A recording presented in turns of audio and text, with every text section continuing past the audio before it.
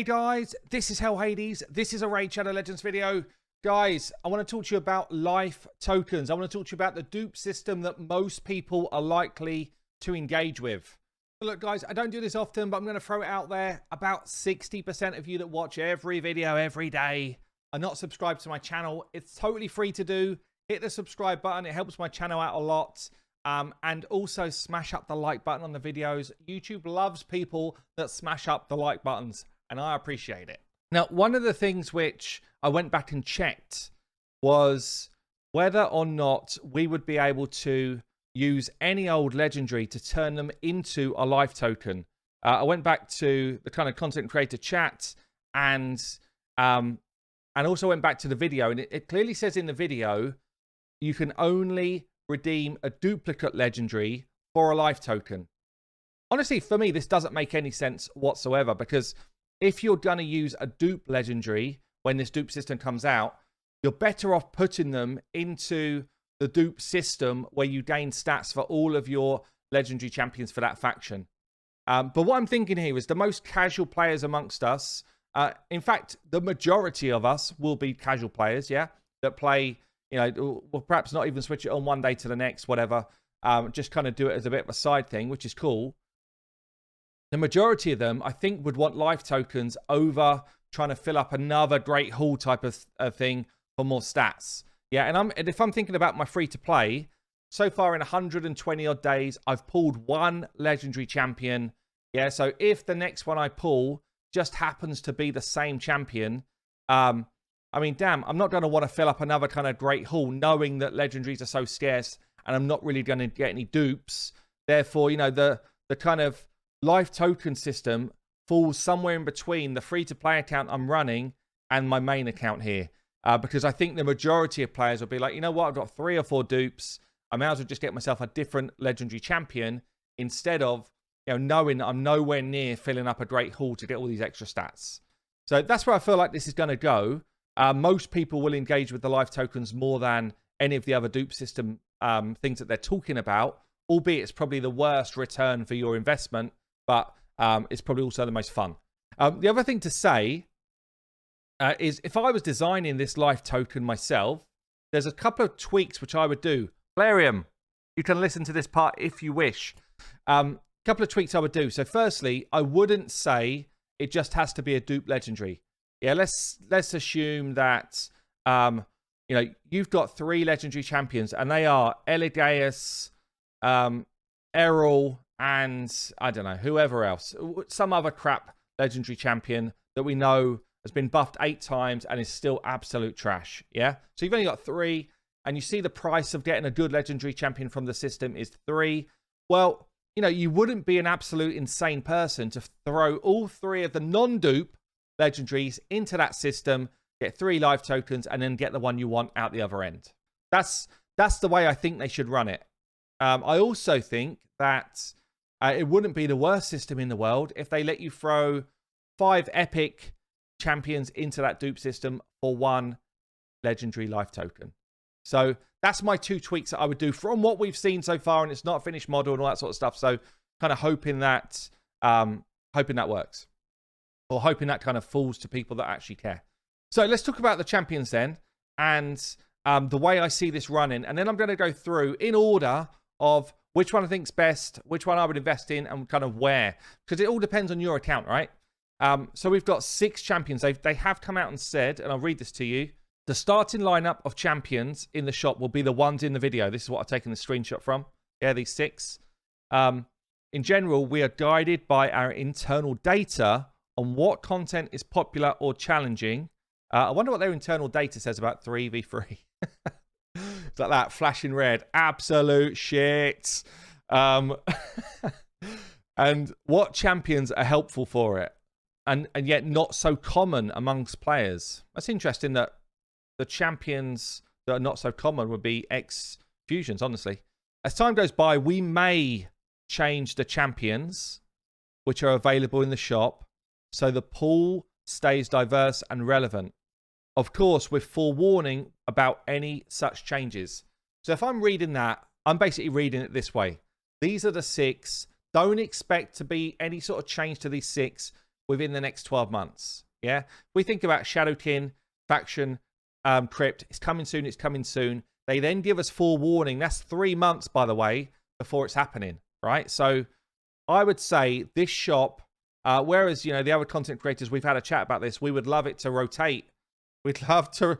How hard is it to rotate stuff in this game, please? We'd love it to rotate monthly. Yeah. Give people that care about this stuff something fun to come back to. This is, it's not even whether it's gonna be the right champions for them, whatever. It's the same with the bazaar, same with the clan shop. It's actually mental that they don't get that behind this sort of stuff, right? So if this changed monthly and you're a casual player, guess what? Guess what, Plarium? A bunch of people come back in to see what's changed. And does it spark this kind of new, you know what, I want to play the game more frequently. I want to play the game more often. It's insane that you don't get this stuff. Same with the bazaar. Someone's bought Drex in the bazaar, Plarium. Change it with someone else. Like, it doesn't hurt you in any way. It brings more engagement to a game mode which is trash. I mean, surely I don't play 3v3 now. Apart from end of the week, I'm like, oh crap, I need to try and stay in my rating or whatever. That's all I do it for, because Drex was the only pull for me on my main. On my free to play, I'm kind of close to getting Drex. After that, I'm going to be like, well, whatever. I can't get out of bronze anyway, or probably could, but can't be bothered. So, you know, just the mentality of once it's there is dumb. Change it. Anyway, I've rabbled for so long. Let's talk about Champion 10. So I think the way this is going to work, I think anything less than 2 life tokens is unrealistic. Yeah, we're not going to get a 1-for-1. So I'm going to rate them between 2 and 5 life tokens. I think anything more than, honestly, 3 life tokens is obscene. But I can see that there's potential that they're going to throw it up to 5. Okay? So I'm going to rate them between 2 and 5 life tokens. What would I be... what do I think they're going to do, and what would I be comfortable to pay? And then I'm going to tell you where we're going to play these champs. So my worst champion of the mix, okay, and it's actually the one I don't own, Minia. So Minia, and look, those that have got her, please comment below. She's so great, all that stuff. Tell us where you use her. I don't see her used really anywhere in the game. It's not to say she's a bad champion. I think she's worst out of this group, okay? So she's got a continuous heal here on her A1, which is actually kind of okay. She's got a big heal on her A2, okay? So she smacks someone, she puts heal reduction on them, applies heal reduction, and she gives one of your team a nice chunky heal. It actually hits pretty hard. She's got good multipliers on this ability. Hits pretty hard. In fairness, heal reduction is great against Agref if you're trying to mess around with those spiderlings. Certainly if you're trying to do stuff like AoE hits. You know, using someone like a Geo in the mix or something like that. Heal reduction we know is good on Fire Knight, but honestly, without other multi-hits, it's kind of useless on this champion. And heal reduction is okay against Magma Dragon if you're bringing in someone like a Ninja for the burns, which I found out the other day. I didn't even realize that. So that's actually kind of an extra use case. But other than that, this is just a straight up fat heal. Okay, it's a fat heal. It's not a bad one. And then she's got a full team heal for a lot. So she's actually one of the better healers in the game. Yeah, she also places block debuffs for 2 turns on champions under increased defense. So you're like, oh, right, where's she putting this increased defense on? She's not. You have to bring someone else in to do that. Once you pair her with someone that does increased defense, this becomes a great skill. A 2-turn block debuff is a great ability. Most other champions that are legendary just do it. They don't need, you know, Pow and friends to come in to do that for them. If a champion's fully healed, also places a shield, okay? So again, the 25% shield, most legendaries would just do it. Yeah, you take Warlord. Warlord's doing a big fat heal, plus he's doing a shield, plus he's, you know, doing... It does it all, yeah? She doesn't do it all. She requires everyone else to make it work for her. So for me, she's the worst. I would not pay... Honestly, I wouldn't pay more than 1 life token, but let's assume that 2's the lowest. I definitely wouldn't pay more than 2 life tokens for this champion. If you've got Coronar, she becomes more useful because she can get reviving going on. And she's got a good speed aura. She's got great base stats. if they tweaked this A3 so that it didn't require other champions to make make it work, and it was a less, it was less dependent on something else, then actually for me she would be tons better. But Minia, worst of the bunch. Right, so coming in second place, let's go back to my grid. Second place becomes difficult actually, but it's going to be really a great champion. We're already on to great champions. So I would be paying 3 life tokens for this dude, no worries. He's a great champion, okay? He's got the speed in all battles, a high one, 24%, okay? Means you can throw him as your lead basically anywhere. He's got an AoE smack and stun ability on his A2. It is like a seal stun. Same ability basically, but it's attack based. It does a lot of damage. Yeah, it does a lot of damage. And his multipliers are good. His A1 hits crazy hard as well, and it can multi-hit. He is great in Finite. He's actually great in Clan Boss. People don't play him enough in Clan Boss. He's great there. He's great Finite, great Clan Boss, great for waves and stuff like Doom Tower, and obviously Faction Wars, and generally waves in content like Dragon, Ice Golem. He smacks stuff up and controls. Those two things together, really good. The worst thing about his kit for me is this. It's a 4-hitter, which is nice against Finite. It's nice against Clan Boss. It's not so nice kind of anywhere else because the hits just kind of spray out at random. But you can apply decreased defense. So if you're up against a single target boss, the decreased defense comes in. It's beautiful. And when you're working your way to the boss, the AoE stun is great and he hits hard. So Fushan is, I think, it's hard to say, but I think he's the second worst, but he's also amazing. Like, he's a great underrated champion. Okay, going on to my third one then. And this is going to be, again, it's quite controversial because there's some right buffs that have gone on with these champions. But my third one is going to be Morley. Only because I feel like, in fact, maybe she should even be below Fushan, or at least rated the same in terms of life tokens. So I'm thinking 3 life tokens is fair. She was a fusion champion. She's got a great A2. Okay, she's got a great provoke ability, which means that you can play her going after your speed up champion in the arena, and she locks out all of the enemy before they get to do anything, and it gives your damage dealers loads more time. She becomes slightly more effective when you start thinking about someone like a Robar needing a control champion to nuke over the top of. This makes him do more damage. Same with Versolf, does more damage when there's provoke out. So really, anyone that gets benefit from this damage-wise, it becomes even better. The other cool thing here is it places a provoke, so she can't have a negative affinity. So there's no worries about affinity. All you need is enough accuracy to land this. So this ability is brilliant. Her passive is also brilliant and really unique.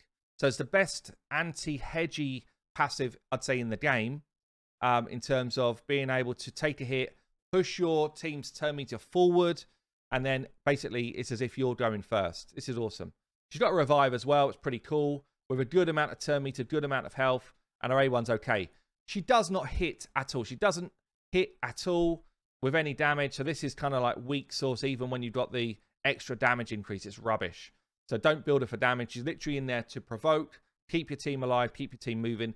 She's kind of good in Spider as well, in terms of like just holding the Spiderlings in one place. And really good in terms of control for waves. She just doesn't bring any damage along with it, which is a shame. But Morley is next up for me. Whew, okay, let's move on then to the next one. This is where it's going to start to get probably messy in the chat below, because I'm saying Sir Nick is my next favourite champion out of these. And I would bet money that I can see him being valued at something like 5 life tokens, which is an obscene amount. If they put someone up to 5, it's off the chart obscene, okay? But I would happily part, I think, with 3 for Sir Nick. Void Legendary, which means they're probably going to price him above everyone else, okay? But for me, Sir Nick is a great champion. Again, we're talking great champions in here. Really good base stats. One of the hardest hitting HP-based champions in the game. Versolf and Magnar give him a good run for his money now.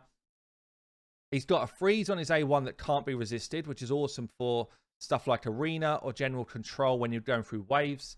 He's got an absolute nuke on his A2, which also brings a great shield. The shield is better the more enemies you hit because it's based on the damage you do. And it does, this ability smacks. Yeah, it smacks as well as most of the top tier damage dealers for Arena, let's say. You throw him into Spider, you've got shields for days. It's on a 3-turn cooldown if you book it. It's awesome. Yeah, this ability is great. His A3 is kind of like really good because you've got unkillables going on and heals. He doesn't do anything else with it. He doesn't hit with it or anything. So I feel like in a lot of content, like I'd just turn it off. I would just turn it off because unless you specifically need an unkillable team for something like Clan Boss, which he's great for, by the way, if you're struggling with an unkillable team, he can do it. He doesn't bring a block debuffs along with it, so you have to deal with stuff like the stuns and stuff in a different way. But it is a viable option for unkillable in Clan Boss. But, you know, unless you're doing like unkillable sort of setups for some sort of boss encounter, it's kind of just a wasted ability for me. I feel like more often than not, I wish he didn't do it. That's my view. I'm sure some people will disagree with that. But for something like Faction Wars, it's an amazing steal when you're trying to, you know, beat the final bosses and stuff like that. So it's got its moments, but for me, it's just a bit kind of like most time, I said turn it off. He's got a great aura as well. So Sonic is up there, and I think they're going to make it the most expensive, but for me, he's not the best.